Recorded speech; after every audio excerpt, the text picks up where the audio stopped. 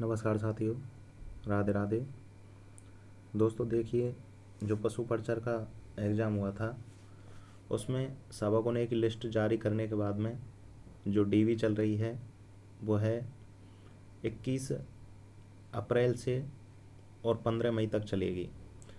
दोस्तों देखिए, मेरा डीवी 24 अप्रैल के दिन हुआ था, तो उससे अगले दिन ही मैंने एक वीडियो अपलोड किया था जिसमें मैंने आपको सारे डॉक्यूमेंट्स बताए थे कि कौन कौन से डॉक्यूमेंट्स अति आवश्यक हैं जो वहाँ पर चेक किए जाते हैं।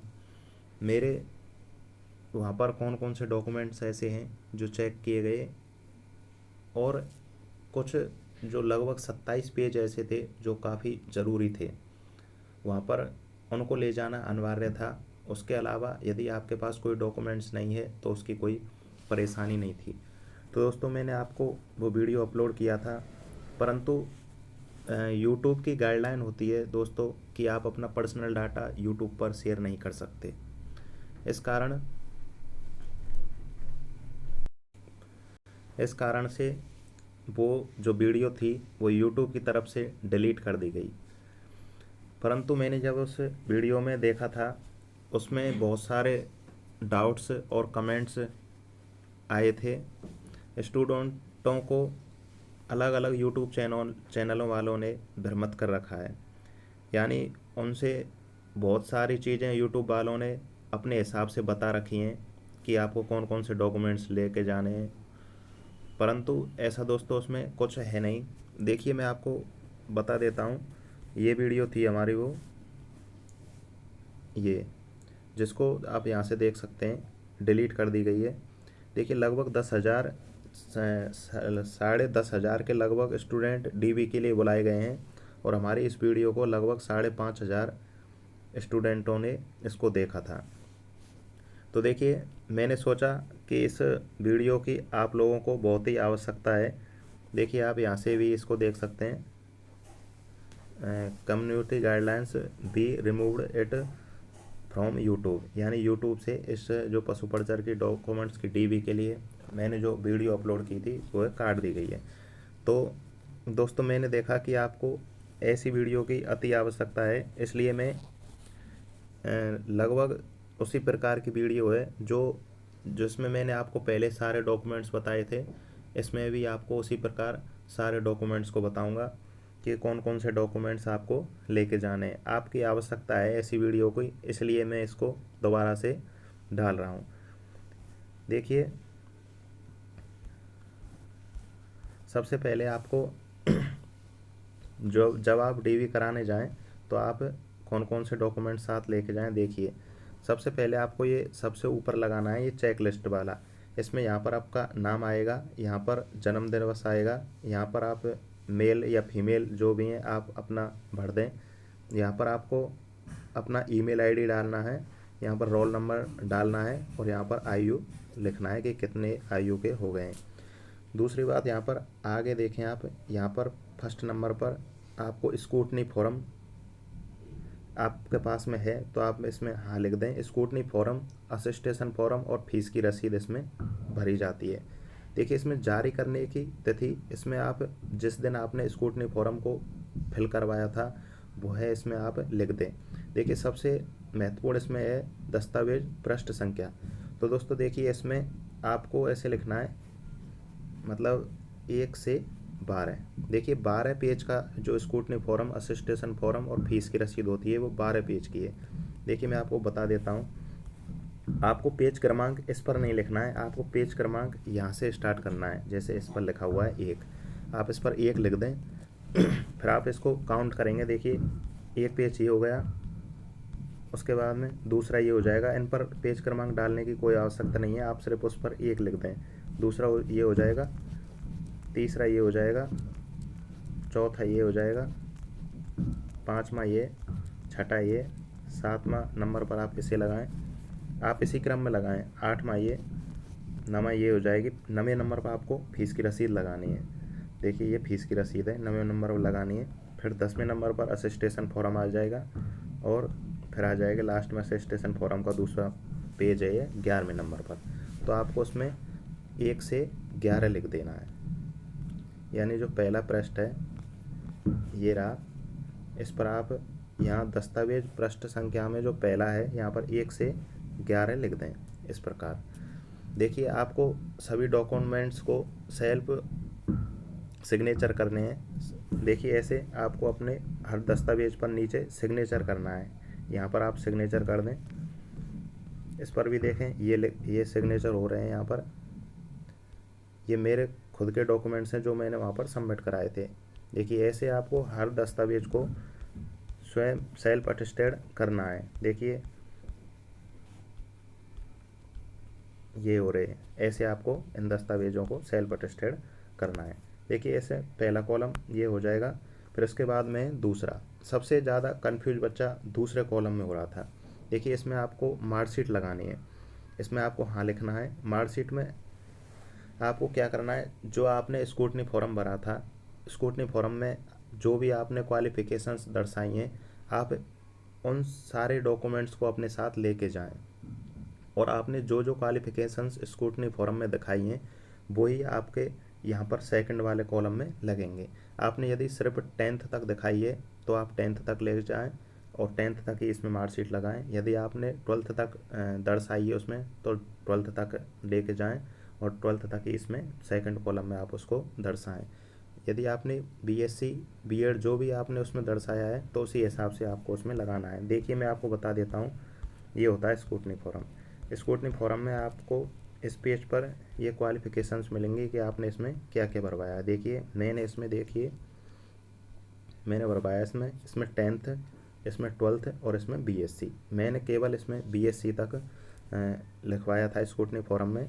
तो मैंने जो सेकंड कॉलम है ये इसके जो डॉक्यूमेंट्स लगाने हैं उसमें आप बीएससी तक, यदि आपने स्क्रूटनी फॉर्म में बीएससी बीए तक लगाया है तो इसमें आप बीएससी बीए तक के कागज़ लगाएं और उसकी कॉपी आपके साथ लेके जाएं। आपने स्क्रूटनी फॉर्म में जितने भी क्वालिफ़िकेशंस लिखाई हैं इसमें जारी करने की तिथि में बच्चे, उस वीडियो में भी जो हमारे डिलीट हो गई है उसमें भी मैंने बहुत कमेंट्स पढ़े थे कि सर इसमें मैंने बीएससी तक क्वालिफ़िकेशंस दर्शाई है और बीएससी तक कागज़ में इसमें लगा रहा हूँ, परंतु इसमें जारी करने की तिथि क्या आएगी।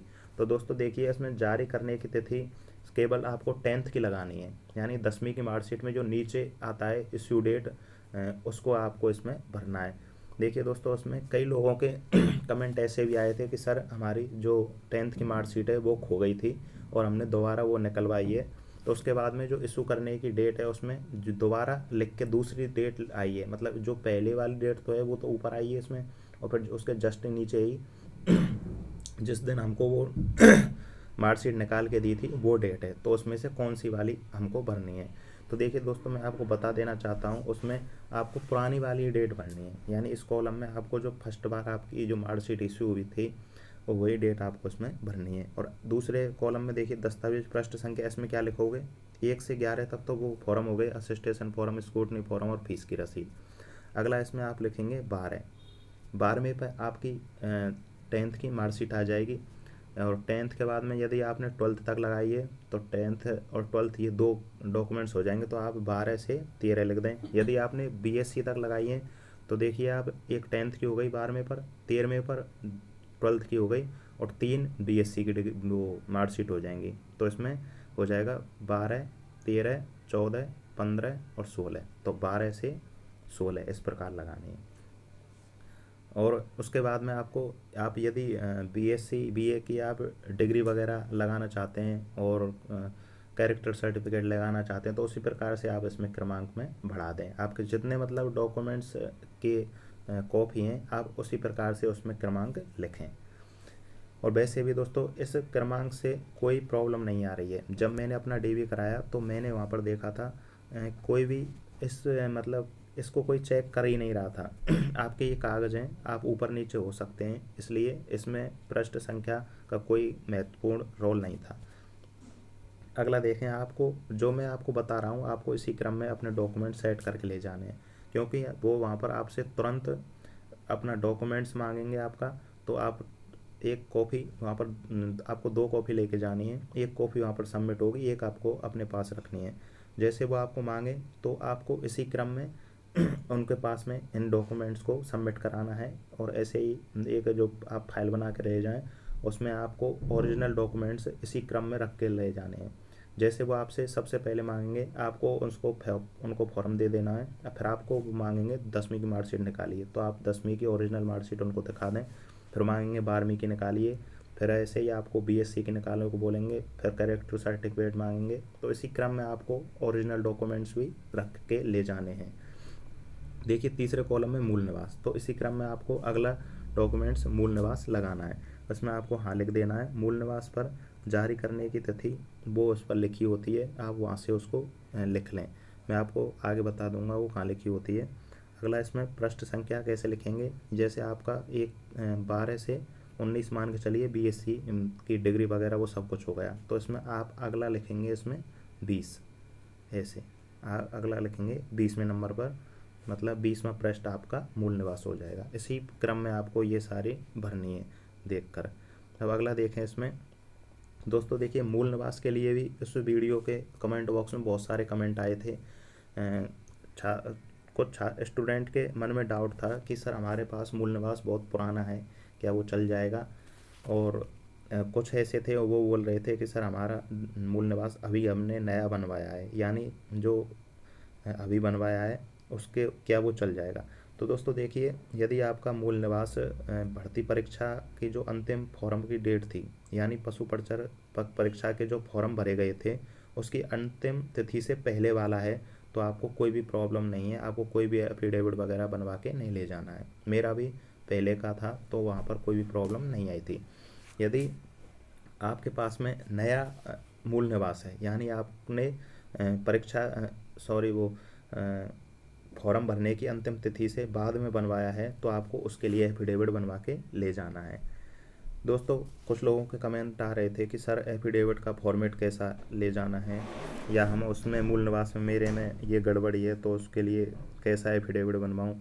तो देखिए, आप एफिडेविट बनाने वाले होते हैं, उनसे आप बोल दीजिएगा कि मेरा मूल निवास मैंने नया बनवाया है, उसके लिए पशु प्रचर की भर्ती के लिए मुझे एफिडेविट बनवाना है।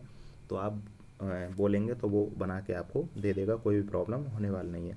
देखिए अगला कागज़ है, इसमें आपका ये कास्ट सर्टिफिकेट लगेगा।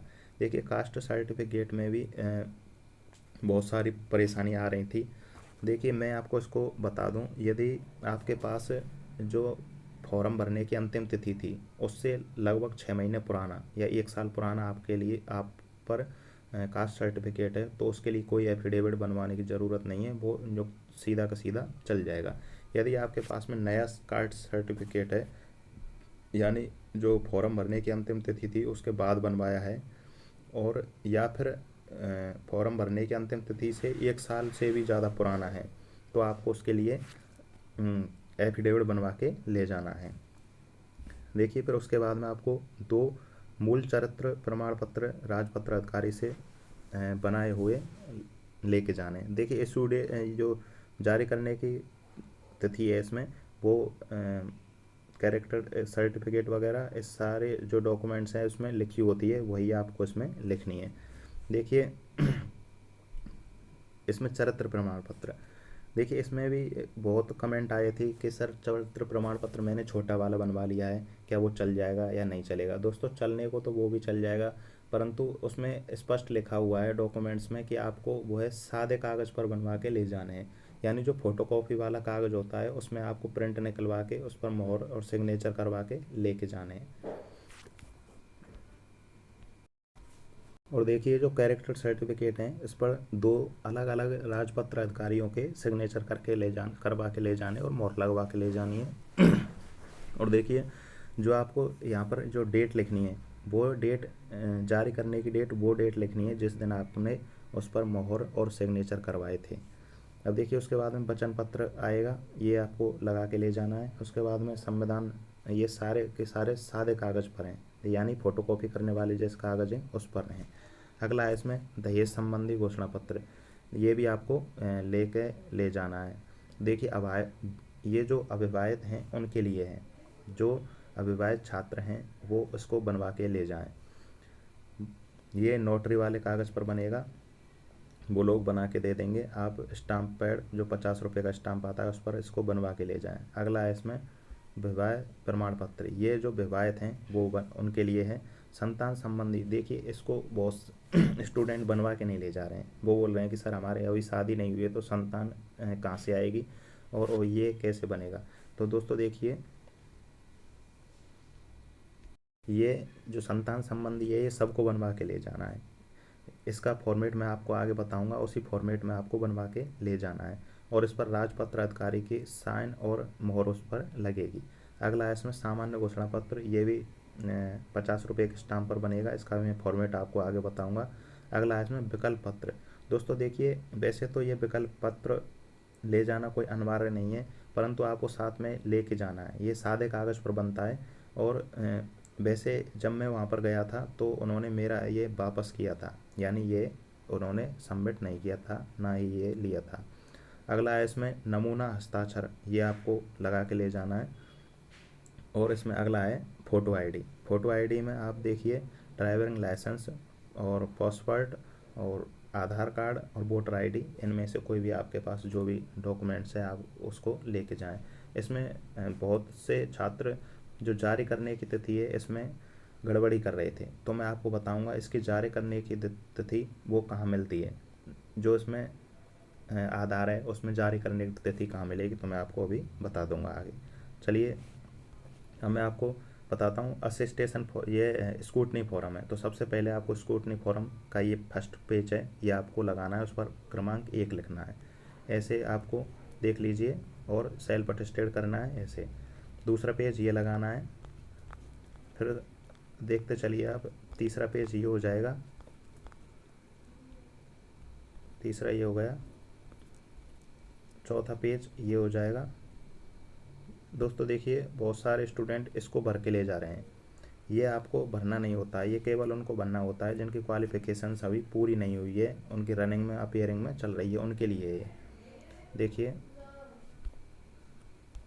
फिर अगला पेज इसमें ये आएगा, इसी क्रम में जो मैं बता रहा हूँ इसी क्रम में आपको ये सारे के सारे डॉक्यूमेंट्स सेट करके ले जाने हैं।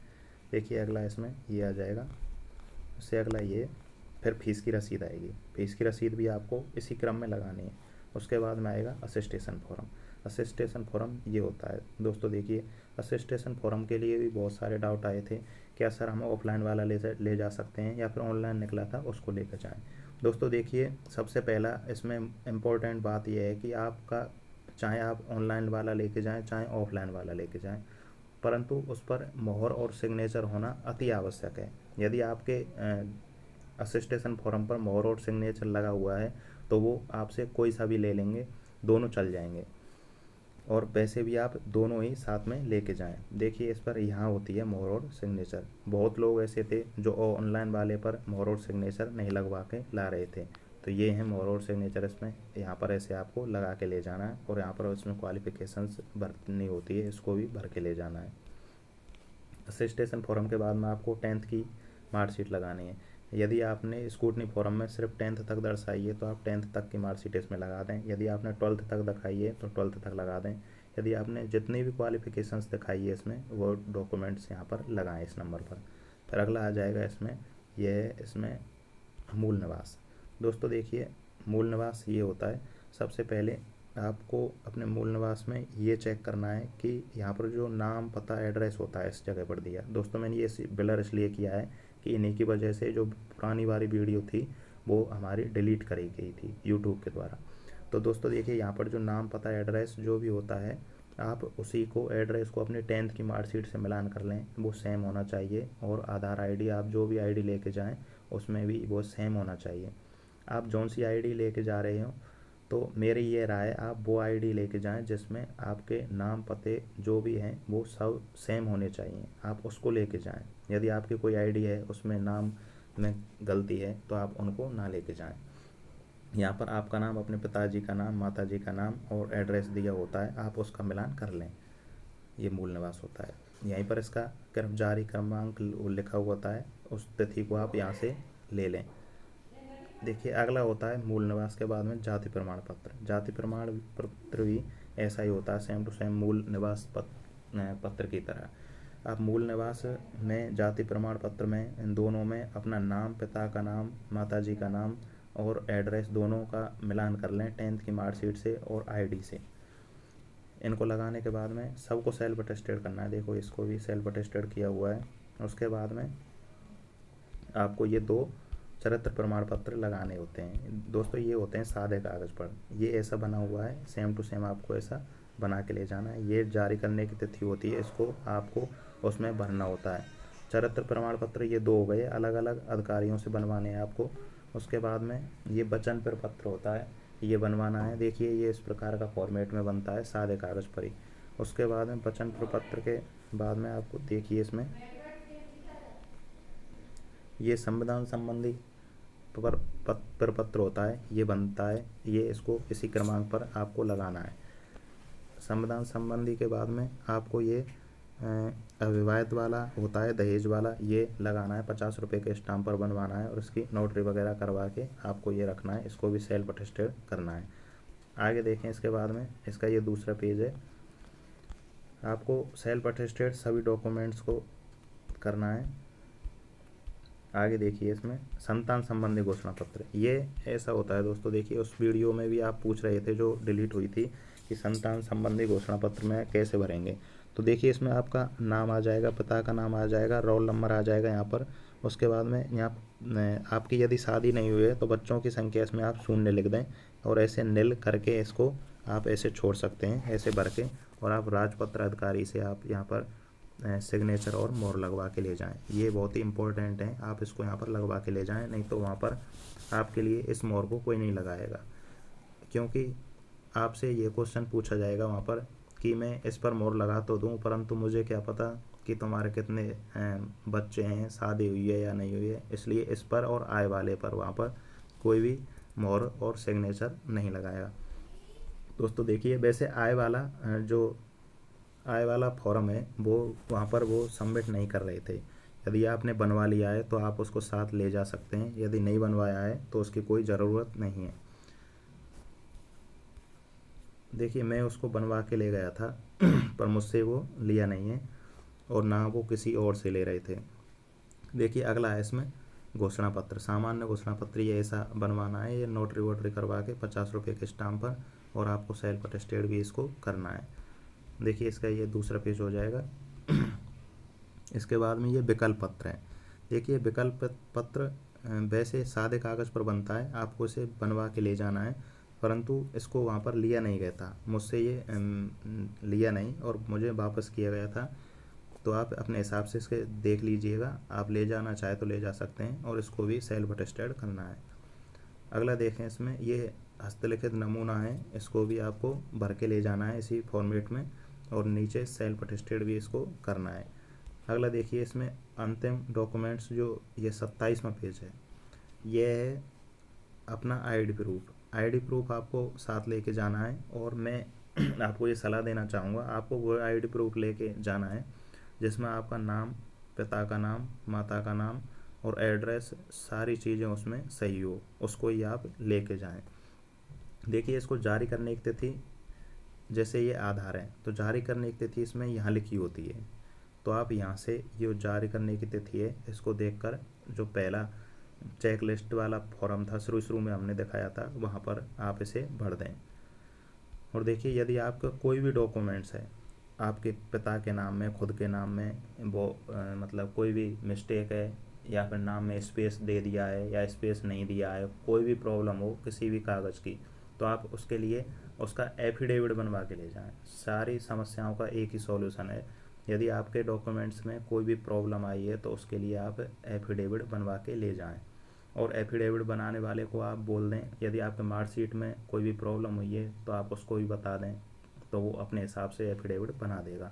यदि आपके स्क्रूटनी फॉर्म में कोई भी परेशानी आई है, नाम में गलती है या पिता के नाम में या माता के नाम में, या फिर क्वालिफ़िकेशंस बढ़ते समय आपकी उसमें कोई गड़बड़ी हुई है, या फिर कोई फॉर्म मार्कशीट वगैरह या फिर कोई भी डॉक्यूमेंट्स अपलोड नहीं किया है या फिर करते समय कोई भी गलती हो गई है तो उसके लिए आप एफिडेविट बनवा के ले जाएं।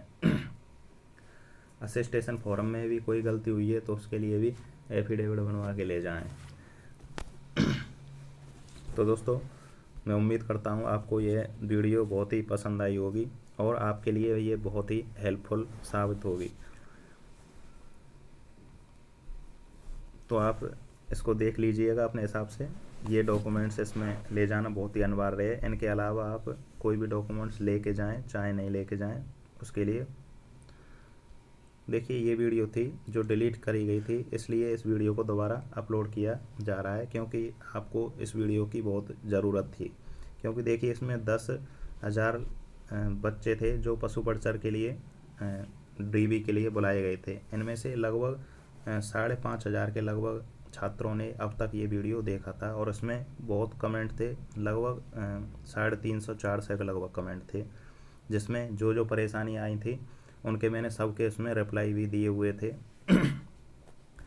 इसका इसलिए मुझे लगा कि इस वीडियो की आपको ज़रूरत है, इसलिए इसे दोबारा अपलोड किया गया है बना के। यदि आप चैनल पर नए हैं तो आप इसे सब्सक्राइब कर लें, क्योंकि हमारे चैनल पर राजस्थान में जो भी भर्ती परीक्षाएं होती हैं उनसे जो भी अपडेट सामने आती है उसे आपको सबसे पहले बताया जाता है, और यहाँ पर राजस्थान से संबंधित जो भी प्रतियोगी परीक्षाएं उनकी तैयारी भी कराई जाती है। धन्यवाद।